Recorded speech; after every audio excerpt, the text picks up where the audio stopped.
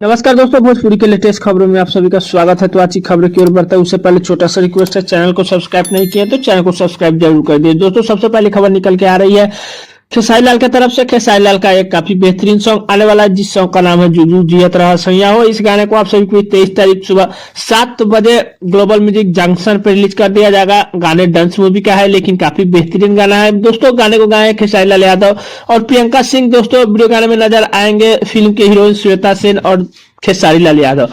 दोस्तों अगली खबर की ओर बढ़ते हैं। अगली खबर है पावर स्टार पवन सिंह की तरफ से। पावर स्टार पवन सिंह का काफी धर्माक फिल्म आप सभी के बीच जो है रिलीज कर दिया जाएगा 5 तारीख को। काफी बेहतरीन है, जो कि यूट्यूब पर ही रिलीज होगा। DRJ भोजपुरी के यूट्यूब चैनल पर रिलीज होगा शाम को 6 बजे।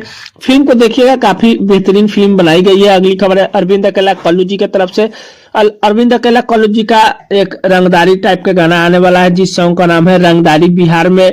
दोस्तों वीडियो गाने में नजर आएंगे सपना चौहान और अरविंद अकेला कल्लू जी। दोस्तों गाने को गाए हैं शिल्पी राज और अरविंद अकेला कल्लू जी।